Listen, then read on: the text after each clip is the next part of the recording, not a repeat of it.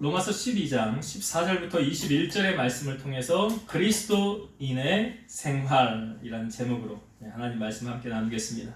우리가 저번 주에 이제 12장의 말씀 앞부분의 말씀을 살피면서 이 앞부분의 말씀은 교회를 향하여 주시는 하나님의 말씀이었더라 그랬죠. 그래서 한 몸이 되어 서로 지체가 되어져 간다. 여기서 한 몸은 무엇을 의미한다고 그랬어요? 교회라고 그랬죠. 한 몸은 교회를 말하는 거예요. 그래서 그 교회 안에 여러 지체가, 그러니까 우리의 몸이 손과 발, 다리, 안에 내부에 심장, 여러 기관이 있어서 그 몸을 지탱해 나아가듯이 교회도 각자 주신 하나님의 달란트가 각자 다른 거죠. 그래서 그 역할을 잘 감당해 나갈 때 이 교회가 아름답게 성장해 나갈 수 있다. 그래서 이제 성령이 주시는 은사, 달란트에 대해서 우리가 쭉 소개했고, 고린도전서 12장에 나오는 성령께서 주시는 은사. 그러니까 그 은사는 왜 주신다고 그랬습니까? 유익하게 하려고 주신다 그랬어요.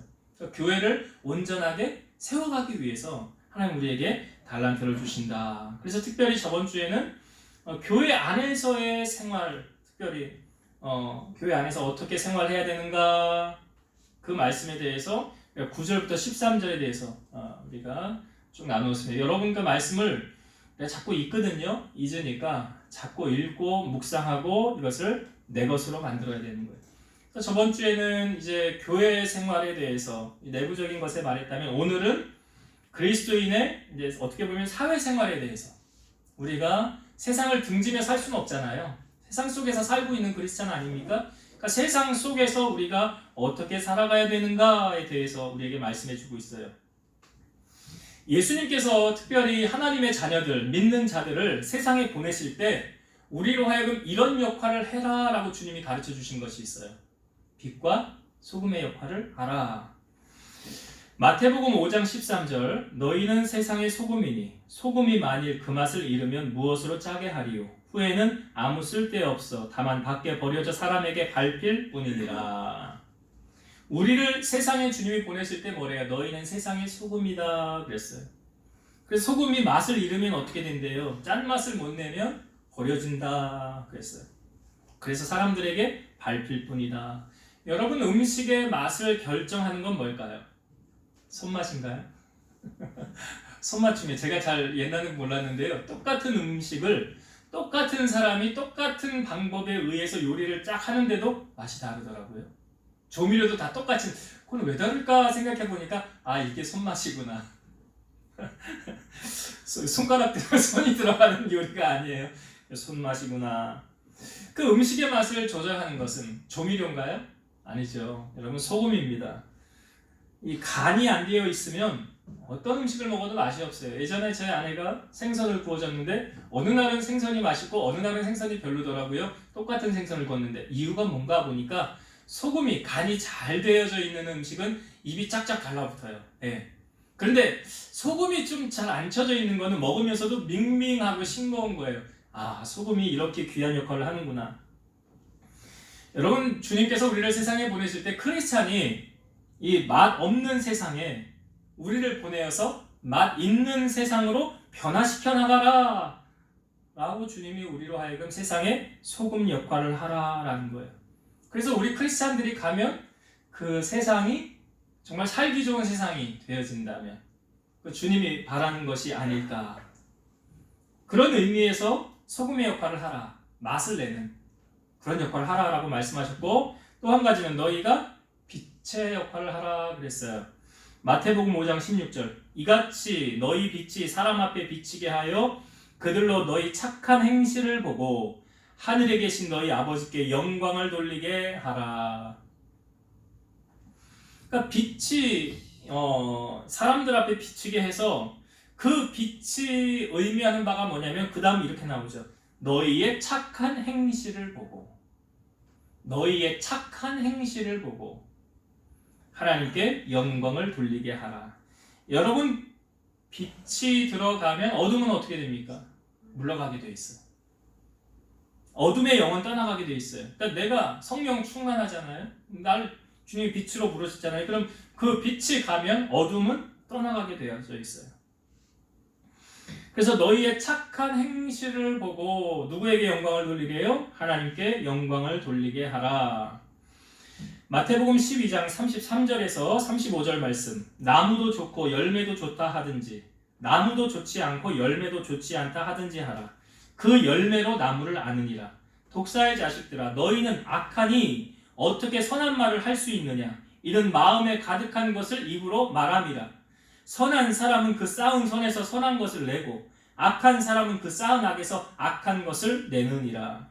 예수님께서 사람을 분별할 때, 판단하고 평가할 때 무엇을 가지고 평가하냐면 그 열매를 보라고 그랬어요. 그 사람에게 어떤 열매가 나타나고 있느냐. 왜 그 열매로 아냐고 그러면 여기 그러잖아요. 선한 사람은, 그러니까 착한 사람은 착한 열매가 맺혀지게 되어 있어요. 악한 사람은 악한 열매가 맺혀지게 되어져 있어요. 그러니까 예수님이 거기 있는 서기관과 바리새인들을 향하여서 독사의 자식들아, 이런 표현을 주님이 하시면서 너희가 악한데 어떻게 선한 말을 할 수 있느냐는 마음에 가득한 것을 입으로 내느니라. 그러니까 내 마음이 악하잖아요. 그러면 선한 말이 나오겠어요? 악한 말이 나오겠어요? 선한 말이 나올 수가 없죠. 그 마음이 악한데. 그러니까 예수님이 그러잖아요. 말은 어디서 나온대요? 마음에서 나온다고 하잖아요. 내 마음이 악하고 지금. 그런데 거기서 선한 것을 찾아볼 수가 있겠습니까? 못 찾죠. 그러니까 좋은 나무가 나쁜 열매를 맺을 수 없고 못된 나무가 아름다운 열매를 맺을 수 없느니라. 마태복음 7장 18절. 좋은 나무는 다시 말해서 아름다운 열매가 맺는 것이고 나쁜 나무는 나쁜 열매를 맺는 거예요. 이거는 불변의 진리예요. 바뀔 수가 없는 거예요. 그래서 예수님이 그들의 열매로 그들을 안다라는 거예요. 그럼 여러분, 우리의 삶에 정말 예수님의 열매가 맺혀지려면 어떻게 해야 돼요? 내가 죽어져야죠. 사도 바울이 그러잖아요. 나는 죽고 이제 내 안에 그리스도께서 사시는 것이라. 자기가 죽었다는 표현이 뭐예요? 그래서 이렇게 해보면 알아요. 이렇게 툭 찔러보고 그 사람 기분 나쁘게 탁 던져봐가지고 시험 딱 해보면 저 사람 살았나 죽었나 딱 알 수 있어요. 아직도 혈기가 나오네? 아직도 멀었네. 하나님이 이거 보신다고요. 너 죽었는가 안 죽었는가 한번 보자. 여러분, 우리가 말씀에 순종하기 위해서는 욕심도 버려야 되지만 내가 죽어져야 되는 거예요. 그래서 바울은 이제는 내가 사는 것이 아니라 내 안에 그리스도께서 사시는 것이라. 여러분, 말씀에 순종하기 위해서는요, 나를 부인해야 되는 거예요. 나를 내려놓고 내 주장을 내려놔야 돼요. 그래야 주인 되시는 그분께서 나를 이끌어갈 수 있는 거예요.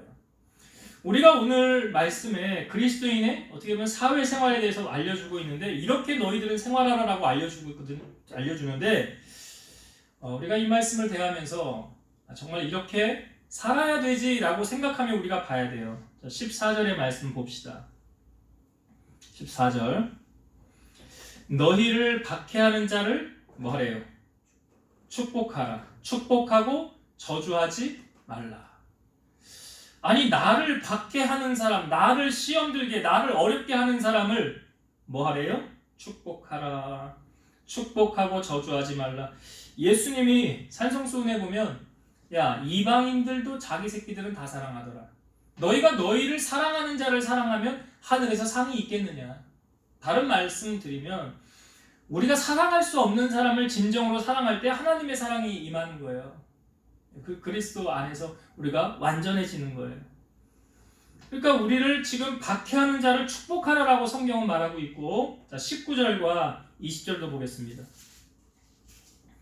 내 사랑하는 자들아, 너희가 친히 원수를 갚지 말고 하나님의 진노하심에 맡기라. 기록되었으되 원수 갚는 것이 내게 있으니 내가 갚으리라고 주께서 말씀하시니라. 내 원수가 줄이거든 먹이고 목마르거든 마시게 하라. 그리함으로 내가 숯불을 그 머리에 쌓아 놓으리라. 여기 뭐 원수를 갚지 말라라는 것까지는 할 수 있을 것 같은데, 원수는 주님이 갚으신다고 하시니까. 그런데 20절에 보면 내 원수가 줄이거든 어떻게 하래요? 어떻게? 먹이고. 내 원수가 줄이거든 먹이고, 목마르거든 뭐 원수가 목말라 하면 어떻게 하래요? 마시게 하라. 마실 걸 줘라.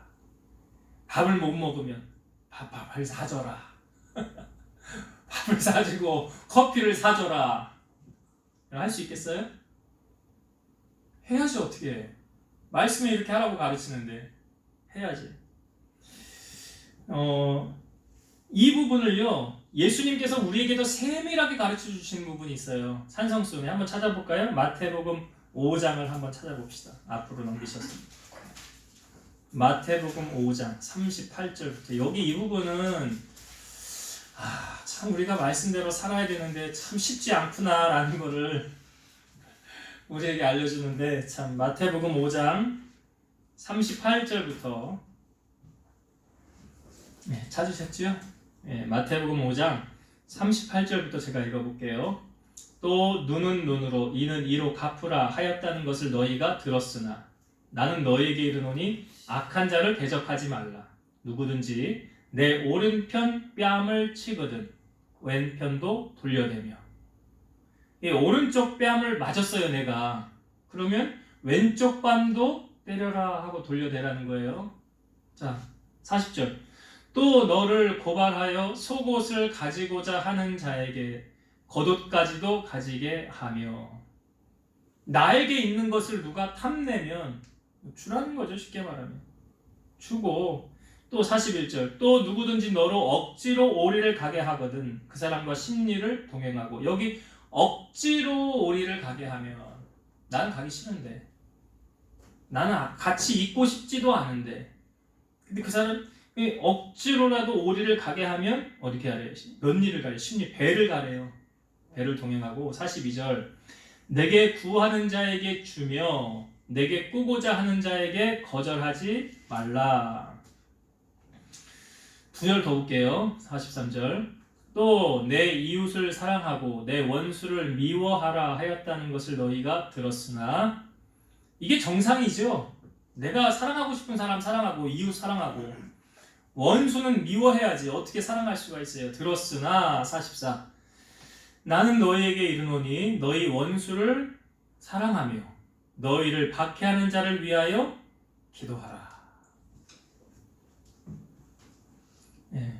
뭐 그 뒤에 나오는 말씀 야 너희를 사랑하는 사람만 사랑하면 그 하나님의 사랑이 있겠느냐, 그 말씀을 해주고 있어요.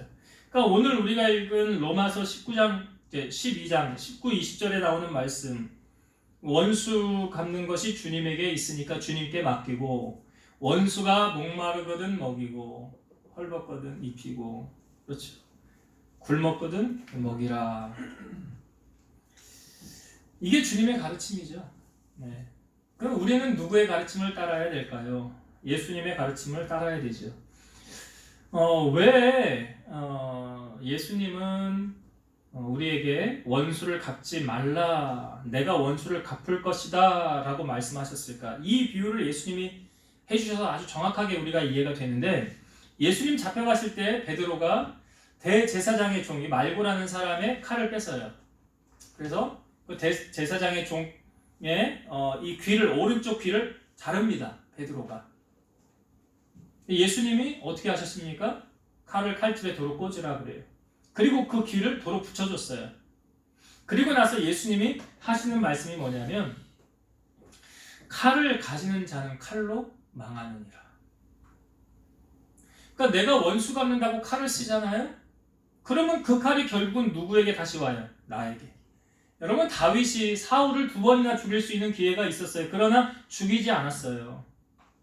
죽이지 않았어요. 기름 부음 받은 자라, 하나님이 기름 부음 부었기 때문에 죽이지 않은 이유도 있지만, 다윗은 자기가 그것을 해결하려고 하지 않았어요. 원수 갚는 것. 내가 원수를 갚으려고 하지 않았다는 거예요. 하나님이 갚으시도록 하나님께 맡겼다는 거예요. 여러분, 내가 칼로 원수를 갚으면 또 다른 칼이 나를 향하여 올 수 있어요. 다윗의 인생에 직접 보여주고 있잖아요. 여러분, 다윗이 우리아 아내 밧세바를 범했습니다. 가늠죄와 우리아를 전쟁터 맨 앞에 내보내서 죽게 했어요. 살인죄를 저질렀어요. 하나님이 다윗을 향하여 이거 그냥 눈 감고 넘어가셨나요? 아니에요. 하나님은 그 다음 어떻게 하셨습니까? 다윗의 집안에 칼부림이 나고 그 이복 동생이 그 저기 이복 압살롬의 그 누이인 다말인가요? 그 누이가 이제 강간을 당하잖아요. 그 암논 사촌 그 다윗의 형제에게 강간을 당하고 그래서 그것으로 말미암아 압살롬이 이를 갈고 있다가 암논이 왔을 때 칼로 죽이고 이게 누구네 집안 이야기예요? 다윗 집안 이야기예요. 거기서 끝났습니까? 아니죠. 다윗이 그 압살롬이 반역을 일으켜요. 그러니까 다윗이 헐레벌떡 도망을 치는데 신발신을 겨를도 없이 도망을 쳤어요. 그리고 나서 후궁 10명을 두고 갔는데 그 아이도벨이라고 다윗 옆에 아이도벨이 그 계략가가 붙었는데 그 후궁들하고 들어가 동침하라고 그러잖아요.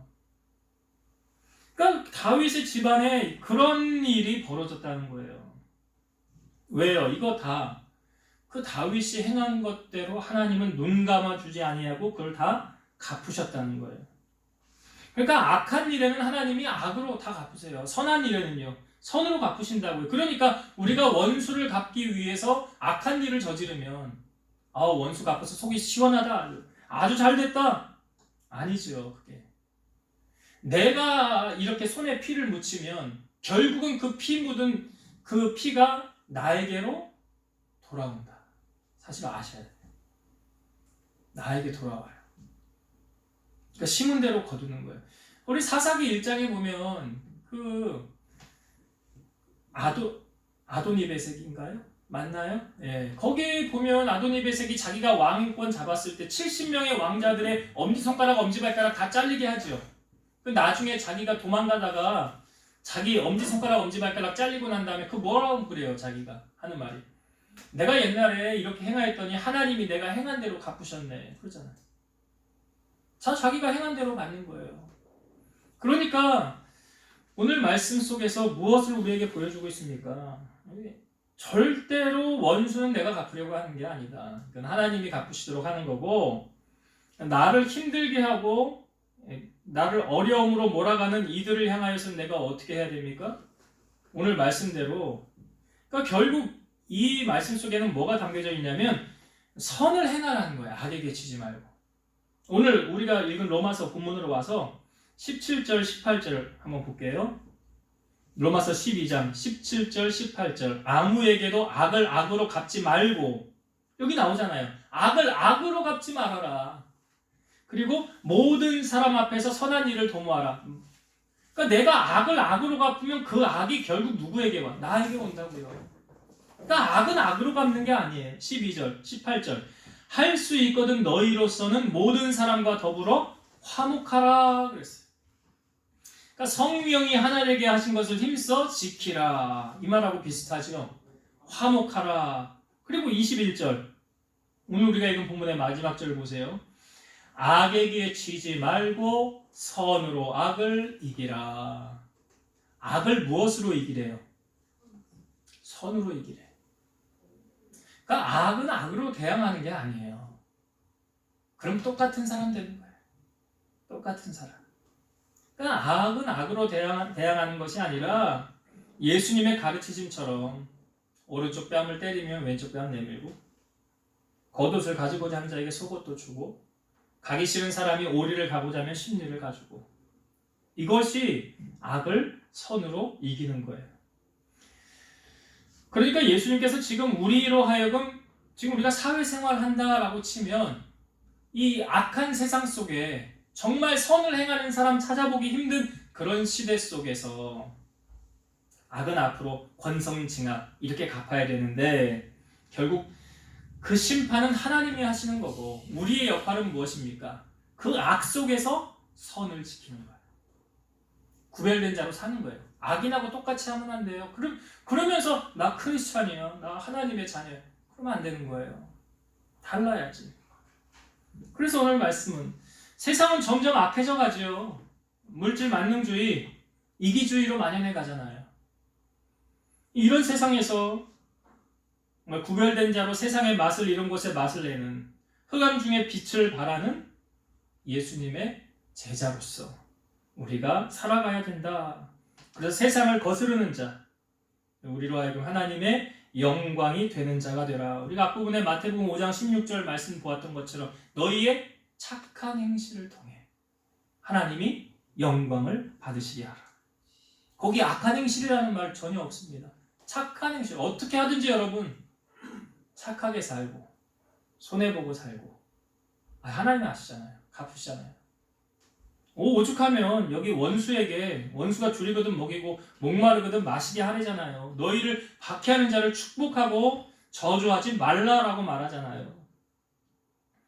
그러니까 우리의 삶의 악은 모양이라도 버리고 선한데 지혜롭고 악한데 미련하여 예수님의 사랑을 증거하며 살아가는 여러분 되시기를 주의 이름으로 축원드립니다. 이게 첫 번째 오늘 본문 속에서 나누고자 하는 은혜고, 두 번째는 15절과 16절의 말씀을 한번 보겠습니다. 15절 16절 즐거워하는 자들과 함께 즐거워하고 우는 자들과 함께 울라. 서로 마음을 같이하여 높은 데 마음을 두지 말고 도리어 낮은 데 처하며 스스로 지혜 있는 채 하지 말라. 제가 오전에도 이 15절의 말씀을 인용한 적이 있는데요. 즐거워하는 자들과 함께 즐거워하고 우는 자들과 함께 울라. 이건 뭘 말하고 있습니까? 공감하는 거죠.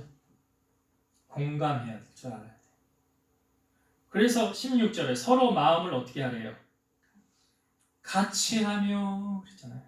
같이 하며. 여러분, 예수님은 공감하는 능력, 동정하시는 그런 분이셨죠. 히브리서 4장 15절 우리에게 있는 대제사장은 우리의 연약함을 동정하지 못하실 이가 아니요 모든 일에 우리와 똑같이 시험을 받으신 이로되 죄는 없으시니라.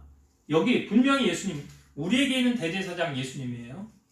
그 예수님이 우리의 연약함을 동정하지 못하실 이가 아니다라는 말은 다시 말해서 우리 연약함을 동정해 주시는, 마음을 나누어 주시는. 그래서 예수님이 너희는 내게로 와서 너희 멍에를 나에게 이렇게 메고 쉼을 얻으라 그러잖아요. 왜? 주님은 우리의 마음을 함께 나누고 동정해 주시는 분이기 때문에 그렇다는 거예요. 그래서 마음을 같이 하라, 하나 되게 하라. 제가 아까 교제할 때도 잠깐 얘기를 했었는데, 우리가 내가 가는 곳에 화평과 사랑이 있는가? 그러면 나타나는 현상이 뭐냐면 하나 되게 하는 거예요. 내가 가는 곳에 시기와 질투, 원망이 있는가? 그럼 나타나는 현상이 분열과 당 나뉘는 거예요. 편 가르는 거예요. 기억해야 될 사실은 뭐냐면 성령께서 하시는 일은 성령은 하나 되게 하시는 분이세요. 마귀는 분열하며 나뉘게 하는 게 마귀가 하는 일이에요. 내가 하나님의 자녀라면 하나님의 사랑이 내 삶을 통하여 나타나줘야 되는 거예요. 요한일서 3장 10절 이러므로 하나님의 자녀들과 마귀의 자녀들이 드러나나니, 여기 하나님의 자녀와 마귀의 자녀가 드러난다. 감춰져 있었는데 드러난다. 어떻게 해요? 무릇 의를 행하지 아니하는 자나 또는 그 형제를 사랑하지 아니하는 자는 하나님께 속하지 아니하니라. 의를 행하지 않거나 형제를 사랑하지 않는 자는 하나님께 속한 사람이 아니래요. 그럼 어디에 속했다는 거예요? 네? 둘 중에 하나잖아. 둘 중에 하나잖아. 여기 하나님의 자녀들과 마귀의 자녀들이 나타나나니 둘 중에 하나예요. 요한 1서 4장 20절 누구든지 하나님을 사랑하노라 하고 그 형제를 미워하면 이는 거짓말하는 자니 보는 바 그 형제를 사랑하지 아니하는 자는 보지 못하는 바 하나님을 사랑할 수 없느니라. 여러분, 하나님께서 사람을 만들 때 누구 형상대로 만드셨습니까? 하나님의 형상대로. 근데 이 요한일서 4장 20절에서 말하는 게 뭐예요? 나 하나님 사랑해. 내가 하나님 얼마나 사랑하는 줄 알아? 그런데 보이는 형제를 사랑하지 않아. 그러면 하나님을 사랑하는 거래요? 사랑하지 않는 거래요? 사랑하지 않는 거래잖아. 성경이 그러잖아요. 그러니까 하나님을 사랑하노라고 그 형제를 미워하면 거짓말하는 자래잖아. 그 뒤에 형제를 사랑하지 아니하는 자는 보지 못하는 하나님을 사랑할 수 없느니라.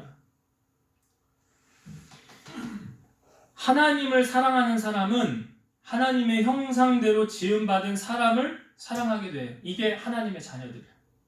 근데 하나님을 사랑하지 않는 사람은 하나님의 형상대로 지음을 받은 사람을 사랑할 수 없어요. 이건 마귀의 자녀. 딱 나뉘어지잖아요. 하나님의 자녀와 마귀의 자녀. 그러니까 내 속에 남을 시기하고 미워하고 정죄하는 마음이 자꾸 생기고 입술로 남을 험담하고 욕하고 내 삶이 지금 그렇다면 지금 영적으로 상당히 문제가 있는 거예요. 내가 교회를 다니는데 지금 잘못 가고 있네. 내가 잘못 살아도 지금 한참 잘못 살고 있네. 내 안에 하나님의 주시는 사랑과 은혜가 충만하면, 여러분 은혜 받고 나면 세상을 볼 때 달라지는 게 무엇입니까? 그전하고 똑같았는데 내가 은혜 받으면 세상이 다 은혜롭게 보여요. 새가 우는 소리, 참 아름답게 노래를 하네. 길가의 꽃은 어떻게 이렇게 하나님이 아름답게 만들어 놓으셨을까? 이게 내 마음 상태에 따라 보이는 거예요. 근데 내 마음이 죽을 맛이에요. 은혜도 못 받아요. 그러면 세상이 다 어떻게 보여요? 그렇게 보이는 거예요. 그렇게. 우리가 이 땅에 살아갈 때 다른 사람을 주님이 사랑할 때 내 몸같이 사랑하라고 그랬죠. 남을 나같이 사랑하라고 그랬어요. 그런데 우리가 남을 자꾸 흉보고 미워하고 그러면 사실은 자기 몸에게, 자기 얼굴에 침 뱉는 거 똑같은 거예요. 여러분, 신앙은요, 삶으로 보여주는 거예요. 그래서 저 사람 참 괜찮은 크리스찬이네. 저 사람 다니는 교회 나도 가봐야 되겠다. 이런 마음이 들어야 되는 거죠. 그런 바른 신앙생활을 하고 있는 거예요. 그래서 오늘 이 로마서 마지막 단락에 있는 이 말씀을 통해서 이 말씀을 정리하고 마칠게요. 우리가 이 험한 세상은 점점 악해지고 있죠. 이 악이 지배하는 것 같은 이 세상 속에서 우리가 악에게 질 것인가? 아니면 악에게 이길 것인가? 아니면 악에게 타협할 것인가? 우리 어떻게 살아가야 됩니까? 악하고는 타협하는 게 아니고 악에게 성경은 오늘 말하죠? 지지 말라.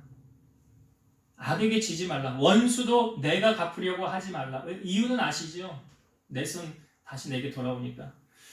그러니까 이걸 어떻게 이기라고 말합니까? 마지막 절에 악에게 지지 말고 선으로 악을 이기라. 선으로 악을 이기라. 그래서 우리를 주님께서 세상에 보내실 때 세상의 빛과 소금의 역할을 감당하라. 그 말이 선한 영향력을 끼치라 라는 그 말이에요. 그래서 선한 여러분들을 통해서 그리스도인의 향기가 나타나고 맛 이런 곳에 맛을 내주는 그런 역할을 감당하는 여러분 되시길 바라고, 두 번째로 우리가 나누었던 것이 나로 말미암아 하나님의 사랑이 전해지고 있는가. 그러니까 예수님께서 그 사람을 알려면 그 사람의 열매를 보면 안다고 그랬어요. 그러니까 나로 말미암아 나타나는 열매가 사랑으로 하나 되어져가는 열매가 맺혀지느냐, 아니면 미움으로 분열되어져가는 열매가 나타나느냐. 어떤 열매가 나타나느냐? 그 열매 나타나는 것이 나를 나타내는 거다. 여러분, 하나님은 사랑이시라 그랬어요. 그래서 오늘 말씀에도 공감하는 마음, 즐거워하는 자들과 즐거워하고 우는 자들과 울고 서로 마음을 같이 하라. 마음이 하나 되라. 분열하지 말라. 당 나누고 시기하고 분열하는 건 누가 하는 거라고요? 마귀가 하는 거예요. 마귀에게 속지 마시고 하나님은 성령에 하나 되게 하신다. 그래서 여러분들의 삶 속에 이런 하나님의 사랑을 나타내시고 하나 되게 하는 하나님의 능력을 통해서 그리스도가 온전히 승리한 여러분들의 삶을 통해 영광 받으시는 그러한 은혜가 임하게 되기를 주의 이름으로 축원드립니다. 기도하시겠습니다. 살아계셔서 역사하시는 하나님, 이 험한 세상에 주님은 우리를 세상으로 보내시면서 빛과 소금의 역할을 감당하라고 하셨고, 나를 핍박하는 자를 위하여 축복해 주라고, 또 원수에게 굶주리면 먹이고 헐벗으면 입히고 갈증이 나는 자에게 물을 마시라고 하셨습니다. 참으로 이 말씀을 대할 때 우리가 말씀대로 살기 쉽지 않습니다. 그러나 나를 쳐서 복종시키고 주의 말씀을 따라 우리가 살아갈 때에 우리의 삶을 통해 주님이 존귀하게 드러날 줄로 믿고 주님이 그렇게 살아가는 사람을 높이실 줄로 믿고 악에게 지지 않고 선으로 악을 이기는 그러한 믿음의 사람으로 저희들을 세워주시옵소서.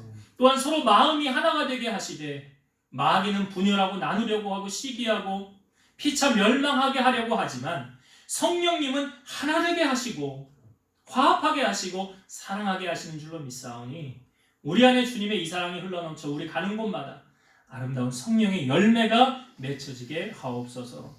이제는 우리를 모든 죄악 가운데서 구속하신 예수 그리스도의 은혜와 하나님의 사랑하심과 성령님의 내주 교통 인도 역사 충만케 하심이 사랑하는 성도들 머리 위에 저들의 가정 위에 이 제단과 나라와 민족 위에 이제로부터 영원토록 함께 있을지어다. 아멘.